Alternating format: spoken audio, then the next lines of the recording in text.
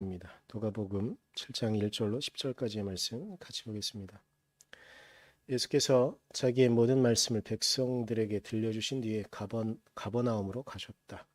어떤 백부장의 종이 병들어 거의 죽게 되었는데 그는 주인에게 소중한 종이었다. 그 백부장이 예수의 소문을 듣고 유대 사람들의 장로들을 예수께로 보내어 그에게 청하기를 와서 자기 종을 낫게 해달라고 하였다. 그들이 예수께로 와서 간곡히 탄원하기를 그는 선생님에게서 은혜를 받을 만한 사람입니다. 그는 우리 민족을 사랑하는 사람이고 우리에게 회당을 지어 주었습니다 하였다. 예수께서 그들과 함께 가셨다. 예수께서 백부장의 집에서 그리 멀지 않은 곳에 이르렀을 때 백부장은 친구들을 보내어 예수께 이렇게 아뢰게 하였다. 주님, 더 수고하실 것 없습니다. 저는 주님을 내 집에 모셔 드릴 만한 자격이 없습니다.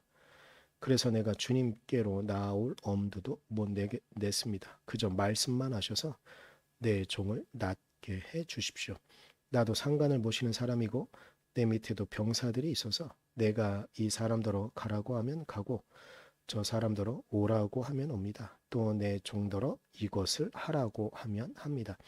예수께서 이 말을 들으시고 그를 놀랍게 여기시어 돌아서서 자기를 따라오는 무리에게 말씀하셨다. 내가 너희에게 말한다. 나는 이스라엘 사람 가운데서는 아직 이런 믿음을 본 일이 없다. 심부름 왔던 사람들이 집에 돌아가서 보니 종은 나아 있었다. 아멘. 제가 얼마 전에 영상 하나를 우연히 보게 됐는데 그 영상엔 고래가 나오는 거였어요. 아주 고래 가운데 똑똑하고 난폭하기도 하고 사냥도 잘하고 그런 고래로 많이 유명한 범고래가 주인공이었는데 이 고래가 뭐를 했냐면요. 그러니까 뱃속에 있던 생선을 아마 직전에 사냥을 했겠죠. 그걸 이렇게 뱉어내요. 근데 어디다 뱉어놓은 거냐면 갈매기들이 이렇게 모여 있었거든요. 그 앞에 이렇게 내놓는 거예요. 그리고 뒤로 좀 빠져요. 그러니까 앞에 물고기가 있는 걸 보고 갈매기가 이렇게 조심조심하게 하지만 물려고 하죠. 그 순간 범고래가 확 덤벼서 갈매기를 잡는 영상이었었어요. 그러니까 우리가 보통 생각하는 낚시질을 하는 거죠. 그런데 이 영상은 범고래라는 고래 중에 하나의 이 종이 얼마나 똑똑한가를 나타내고 있는 그런 부분 중에 하나였었어요.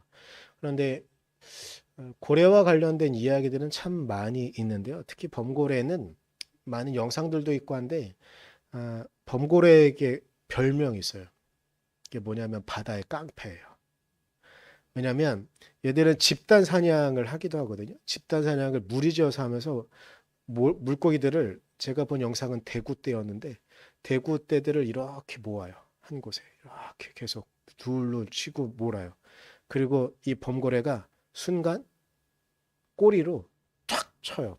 그러면 수십 마리의 이 대구떼들이 기절해요. 그럼 그걸 먹는 거예요. 그리고 또 이런 것도 있어요. 원래 우리는 조스라는 영화 때문에 상어를 되게 무섭게 여기잖아요. 그 중에 백상아리를 되게 무섭게 여기잖아요. 근데 영상 가운데 이런 것도 있어요. 범고래 두 마리가 이 백상아리를 갖고 노는 서로 장난치면서 계속 이렇게 그만큼 덩치도 크고 하기 때문에 엄청난 힘을 자랑하고 머리도 좋다는 걸 갖고 있다는 거죠. 그런데 제가 범고래 이야기를 시작하는 이유가 있는데요. 범고래 이렇게 무서운 범고래가요. 사람이 물에 빠지면 어떻게 할까요? 실제로 몇몇 영상들과 기록들을 보면 이 범고래가 물에 빠진 사람을 이렇게 이끌어가지고 무태에 올리거나 아니면 빙하 쪽에 있는 고래들은 빙하 위에 올려요. 사람만 특이하게 그래요. 그러니까 이걸 되게 신기하게 이게 기록이 예전부터 아주 많이 남아 있었기 때문에 이 이유를 찾으려고 과학자들이 많이 연구를 하고 있는 중이긴 하지만 아직까지는 그 이유는 밝혀지지 않고 있어요. 하지만 분명한 사실은 바다에서는 그리고 제가 영상은 못 보긴 했는데 아주 큰 고래들 있잖아요. 자기보다 덩치가 큰 고래도 이 범고래가 무리를 지어서 사냥하기도 하고 하여튼 대단히 그 별명처럼 바다의 깡패라는 이것을 갖고 있는 게 어찌 보면 바다의 생물들에겐 딱 맞는데 유일하게 인간에게만큼은 어떤 교감을 나타내는 그런 특이한 고래이죠. 그래서 그런지 모르겠지만 우리의 예전 속담엔 칭찬은 모도 춤추게 한다. 고래도 춤추게 한다는 그런 속담이 있죠. 근데 신기한 게 있는데요. 아쿠아리움엔 요즘 이제 고래가 있으면 그냥 이렇게 수영만 하지만 옛날에 그 큰 놀이공원에 이런 데에 관람석이 있으면 거기에서 춤추는 고래들을 우리가 실제로 보기도 해요. 그래서 꼬리 부분만 물속에 넣어놓고 상체를 이렇게 흔들어가면서 이렇게 앞으로 가는 정말 춤추는 것 같은 그런 모습, 혹은 링을 조련사의 말에 의해서 지시해서 휙 넘는 이런 모습을 보여주기도 하고, 그런 걸 보면 우리가 생각하는 그리고 우리의 선조들이 말했던 칭찬은 고래를 춤추게 하는 것도 맞는 것 같기도 합니다. 그런데 동물들 가운데 고래만 이러는 것이 아니라 우리의 거의 반려동물로 이제는 거의 고정이 되어져 있는 강아지는 인간과 엄청나게 많은 교감을 하죠. 그래서 주인이 하품을 하면 하품을 따라하는, 원래 이런 동물들이 없거든요. 그리고 그런 감정들을 공유하는 게 동물들이 아닌데 강아지는 그렇게 하기도 하고, 그리고 최근엔 신기한 현상이 있게 되어지는데, 개냥이란 말 들어보셨죠?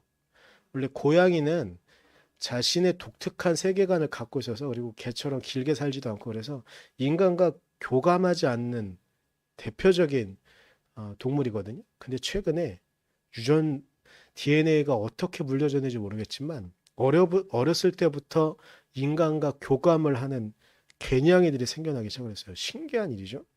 인간과 교감하는 동물들이 점점점 늘어나고 있어요.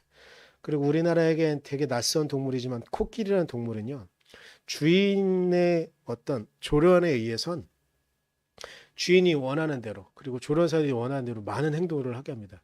칭찬일까요? 무엇인지 모르겠지만 코끼리는 수없이 많은 것들을 우리에게 보여주는 아주 거대한 동물이기도 합니다. 근데 이건 긍정적인 부분이고요. 이런 일들이 일어나는 것. 근데 제가 실제로 동남아에 가거나 이러면 코끼리가 많은 쇼를 보여주는 걸 보게 되는데, 제가 처음엔 그냥 그걸 보면서 그냥 그런가 보다 했는데, 여러 자료를 찾아보다가 이 대부분의 그렇게 인간과 같이 지내는 코끼리들이 어떻게 조련되어지는지 이야기를 듣고선 좀 뜨악하고 경악하기도 했어요. 일단 인간의 손에 자라는 코끼리는 어렸을 때 발목을 쇠사슬로 묶습니다. 그리고 한 지점을 이렇게 해서 움직일 때마다 그 바운더리를 벗어날 때마다 발목에 고통이 주어지는 걸 통해서 계속 순종하게 만들어요. 근데 순종하는 것을 잘 적응하지 못하는 동물들은 채찍을 만드는데 채찍 끝에 아주 날카로운 쇠창살이나 쇠를 박아둬요. 그래서 주인의 말을 혹은 조련사의 말을 듣지 않을 때마다 코끼리의 아픈 부분을 계속 때립니다. 그렇게 해서 인간에게 순종하게 만드는 거죠. 그래서 요즘은 여전히 그래도 동남아에선 코끼리 쇼가 성행하고 있긴 하지만, 그래도 몇몇 사람들의 의지에 의해서 그것이 점점 줄어들고 있긴 해요. 그리고 제가 고래에 대한 이야기를 했는데요. 많은 조련, 많은 쇼를 보여주는 것이 돌고래죠. 그런데 그리고 아쿠아리움에 많이 남아있는 것이 돌고래입니다. 그런데 강요에 의해 조련당한 코끼리가 불행한 인생을 살아가는 것처럼 좁은 아쿠아리움 혹은 수족관에 있는 돌고래들은요, 정말 수없이 많은 스트레스를 받아요. 그래서 평균 돌고래의 수명보다 더 빨리 죽음을 맞이하는 돌고래들이 있습니다. 우리는 흔히 칭찬은 고래도 춤추게 한다고 말하면서 여기에 주어는 칭찬에 있죠. 그런데 그 칭찬이 사람을 얼마나 잘 하게 할 수 있는가를 말하면서 칭찬은 고래도 춤추게 한다고 말하지만, 그 고래도 우리의 칭찬을 넘어서는 어떤 강요, 그리고 자발적인, 그러니까 제가 범고래를 말씀드렸던 것처럼 이 돌고래도 되게 특이해요. 그리고 고래의 목에 있는 것들이 대부분 특이한 게 있는데 사람과 되게 많이 감정을 공유하고 특이한 동물이거든요. 그렇기 때문에 우리에게 그렇게 하지만 문제는 우리의 바램대로 칭찬을 통해서 고래를 혹은 칭찬을 넘어서서 조련을 통해서 고래를 우리의 마음대로 하려고 할 때 그 고래는 수명이 줄어들고 그 고래는 그만큼 스트레스를 받고 그만큼 고래 자신의 모습대로 살아가지 못하는 걸 우리는 보게 됩니다.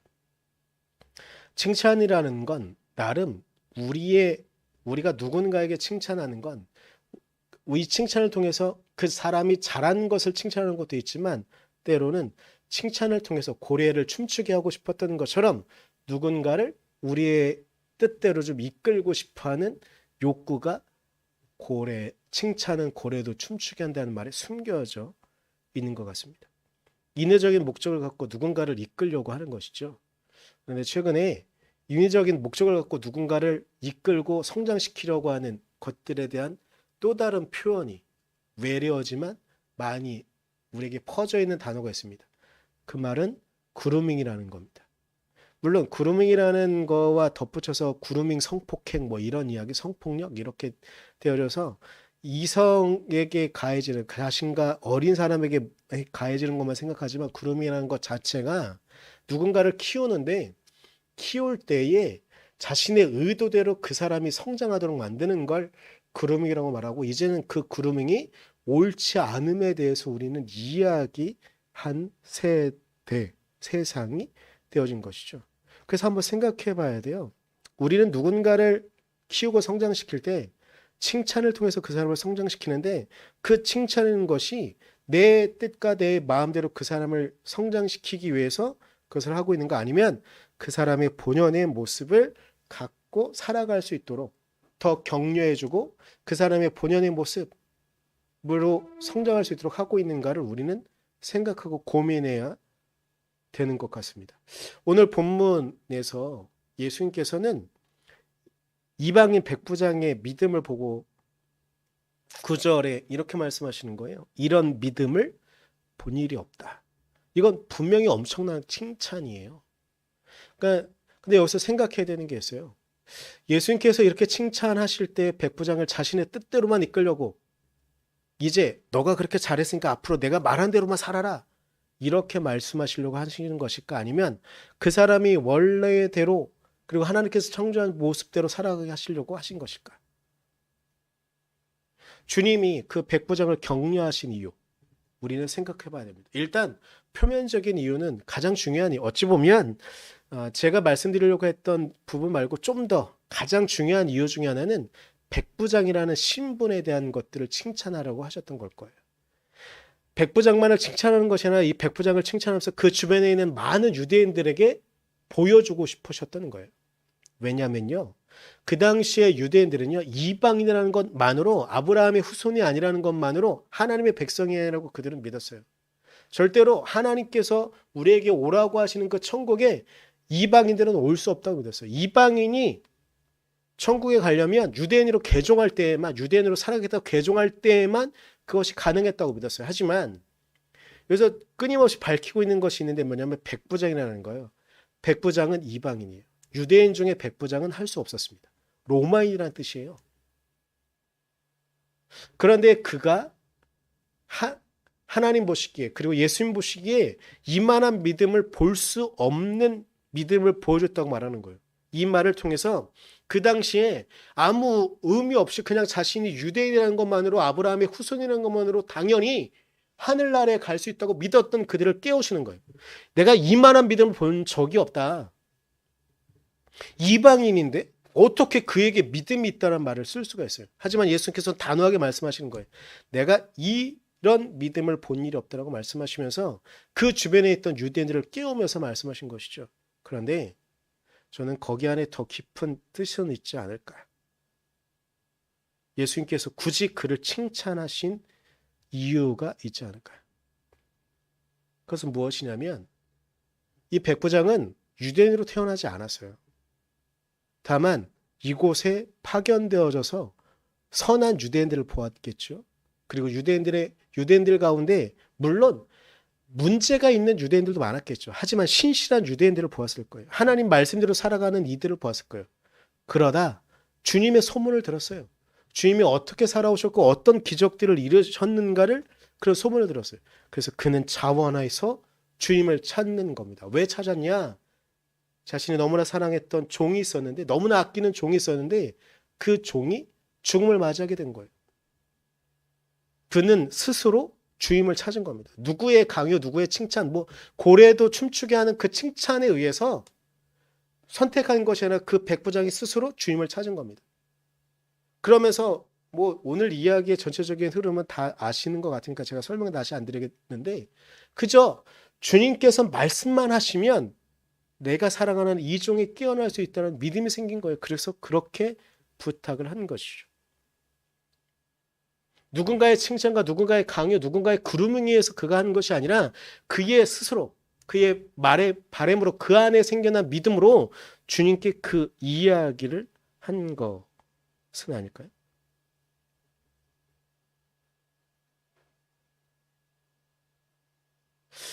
고래는 인간과 정말 교감을 너무나 잘하는 동물 중에 하나입니다. 그런데 우리는 그 고래를 한 곳에 가두어서 우리의 마음대로 춤추게 만들려고 합니다. 그런데 그것을 하나님께서 원하실까? 다시 우리에게 맞춰주면 우리는 우리 누군가 아는 사람들에게 혹은 우리의 모습들을 보면서 자꾸 우리의 있는 그대로의 모습이 아니라 누군가가 말하고 누군가가 칭찬하는 그 모습에 자꾸 맞추려고 합니다. 그런데 하나님께서 그것을 정말로 원하시는 걸까? 하나님께서는 그렇다면 왜 우리의 모습을 각자 다르게 창조해 놓으셨고 우리의 성은 왜 다르게 만드셨고 우리의 피부는, 우리의 인종은, 우리의 나이는 왜 다 각자 다르게 만드셨을까? 모두가 다 똑같은 모습으로 해야 된다면, 그루밍 되어져야 된다면 하나님께서 굳이 그럴 이유가. 그리고 정말로 하나님께서 우리가 바라는 것처럼 똑같이 춤추기를 바란다고 한다면 그저 그냥 생겨날 때부터 하나님을 믿는, 자발적으로 믿는 것이 아니라 억지로 우리의 DNA 어딘가에, 우리의 뇌 안에 어딘가에 억지로 하나님을 믿게, 하나님 말씀 앞에 무조건 순종하게 만드셨다면 그게 더 편하지 않으셨을까요? 그런데 우리의 뜻으로 하나님을 믿게 하신 이유는 무엇일까? 이 백부장처럼 최근에 젊은 세대를 MZ세대라고 구분하더라고요. 그런데 실제로 MZ세대 가운데는 이런 말을 하는 사람들이 있다고요. 우리는 우리 스스로를 MZ세대라는 이렇게 구분하는 것 자체가 무슨 말인지 모르겠다. 우리는 그냥 우리 있는 그대로 살아가는 건데 왜 굳이 우리를 나눠서 이렇게 MZ세대라고 말하는지 모르겠다라고 말하면서, 근데 이 MZ세대를 구분하는 이유, 저는 악한 이유가 있다.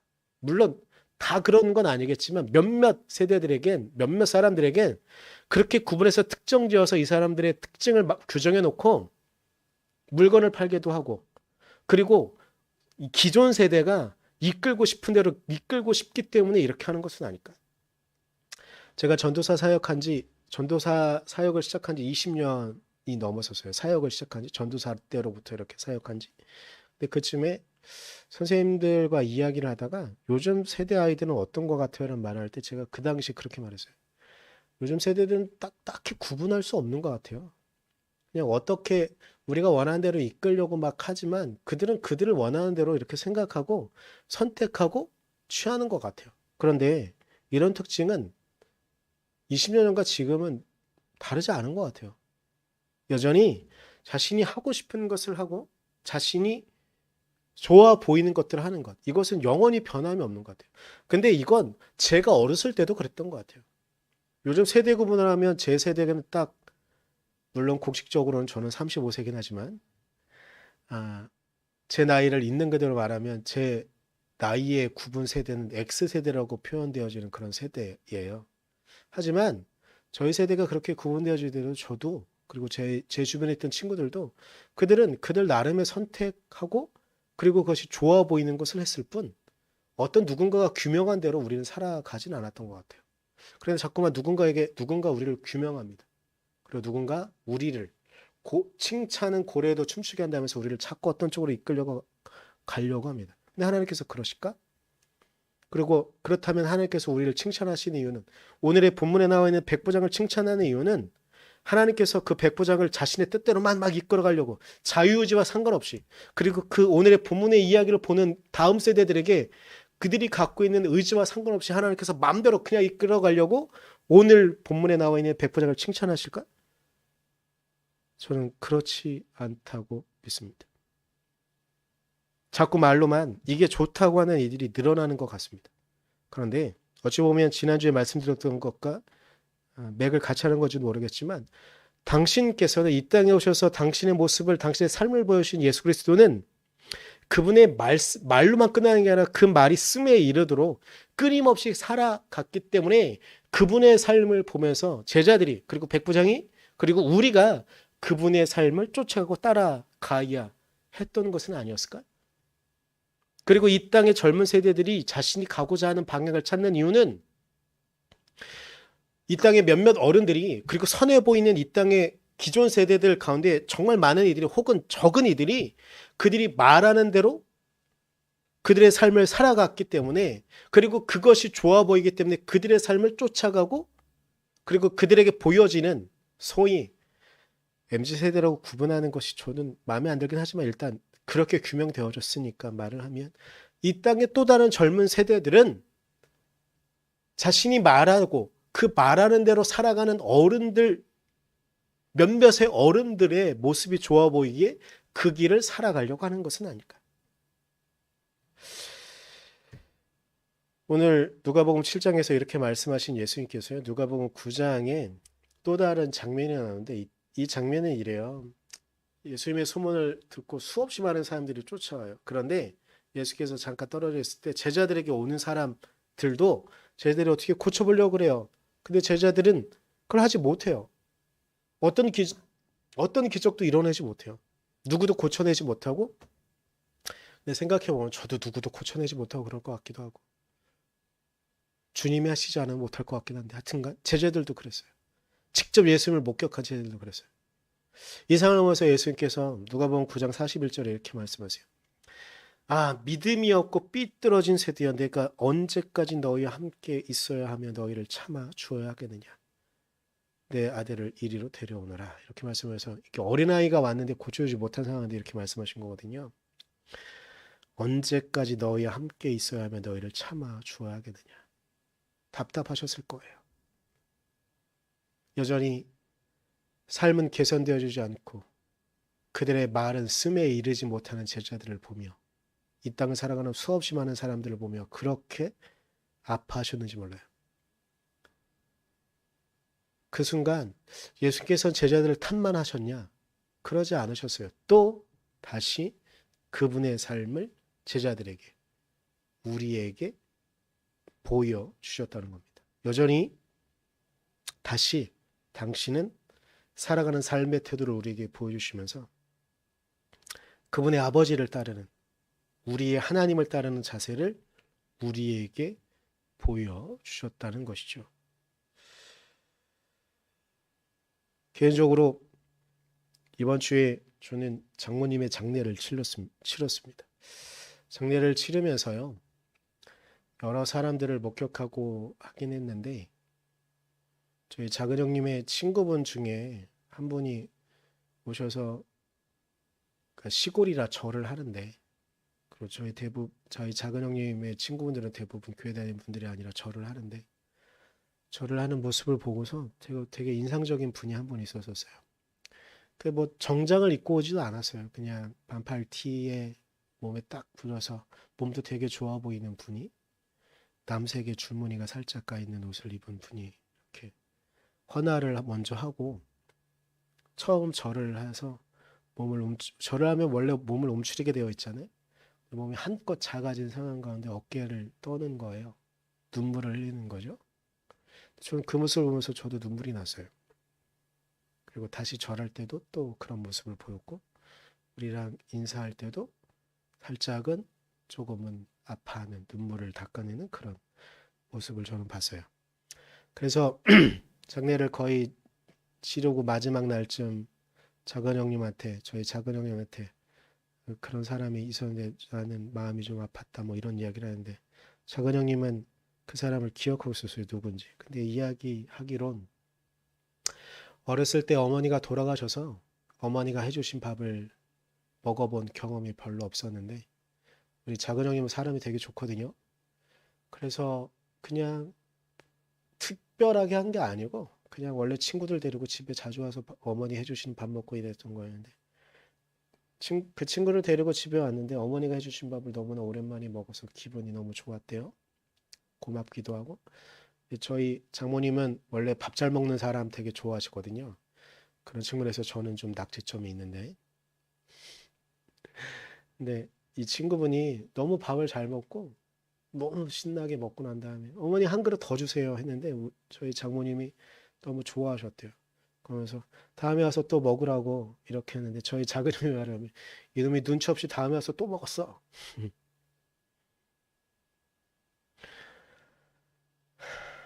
그래서 그 어머니를 기억하며 그 친구의 어머니를 기억하며 그분은 어머니의 영정 앞에서 그렇게 어깨로 우는 눈물을 흘렸던 것 같아요. 근데 어찌 보면 누군가를 움직이게 하는 건 누군가를 억지로 이끌리게 하려는 칭찬의 의도가 아니라 정말로 있는 그들의 삶을 보여주는 것, 그리고 자신이 말하는 품으로, 그리고 인격으로 삶을 보여주는 것이 가장 강력하게 사람을 이끌어내는 것은 아닐까. 현대의 젊은 세대를 바라보면 뭐 이런저런 어떻게든지 이끌어간다 뭐 이런 얘기하지만 기존 세대가 제대로만 열심히 살아간다면 이 다음 세대들은, 그리고 우리 장모님이 그렇게 하나님 품으로 가시면서 자녀들의 마음 가운데 그리고 그분의 형제들 가운데 아픔과 눈물로 남기 때로는 그렇기도 하지만 때로는 정말 큰 건 감사함을 갖는 이유는 그분께서 말로만 그분의 형제들을, 그분의 자녀들을, 그분의 손주들을 사랑하신 게 아니라 저희 장모님 정말 말씀 많이 안 하셨던 분이라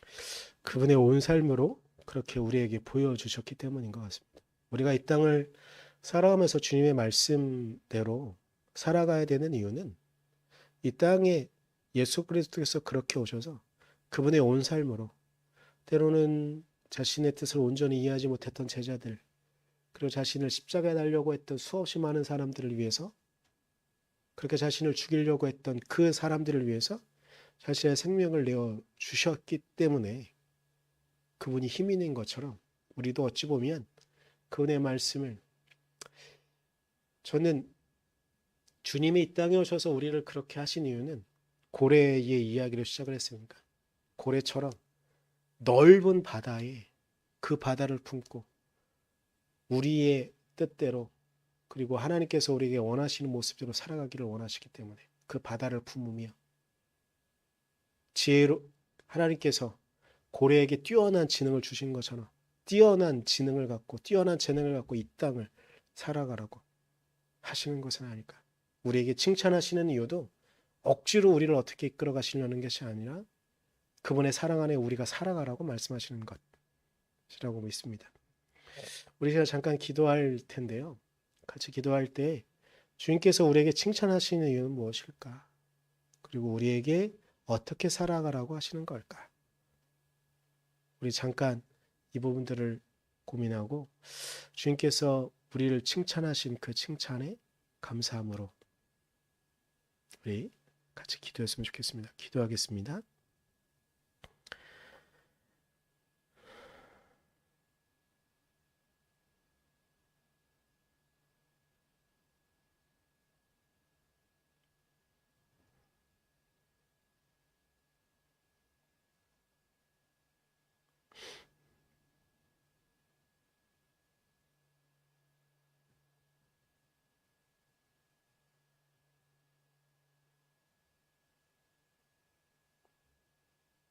연하여 기도합니다. 주님, 당신께서 우리에겐 칭찬하시며 우리를 당신의 뜻으로 어거지로 이끄신 것이 아니라 우리에게 칭찬하시며 또한 우리에게 당신의 삶을, 당신이 이 땅을 살아가야 되는 태도를 하나님의 아들로 하나님의 딸로 하나님의 자녀로 이 땅을 살아가야 되는 태도를 보여주셨기에 우리는 그 길을 따라갈 수 있음에 감사드립니다. 개인적으로 이번 주에 어머니를 당신의 품으로 보내드렸습니다. 이 땅을 살아갈 우리 어머니의 형제들, 그리고 우리 어머니의 자녀들, 그리고 저는 그 어머니의 자녀로 이 땅을 책임지며 살아가야 될 의무가 있습니다. 우리 장모님이 보여주신 그 삶의 태도로 우리도 이 땅을 살아가게 하시고 우리 어머니에게 부끄럽지 않은 삶 살아갈 수 있도록 이끌어 주십시오. 또한 이 땅을 살아가는 우리가 당신의 자녀로 살아갈 때에 당신의 이름에 부끄럽지 않은 삶 살아갈 수 있도록 당신의 칭찬에 기뻐함으로 춤을 추며 당신의 노래에 기뻐함으로 같이 흥겹게 노래할 수 있는 우리의 삶 살아갈 수 있도록 당신께서 우리를 지켜주시 붙잡아 주시옵소서.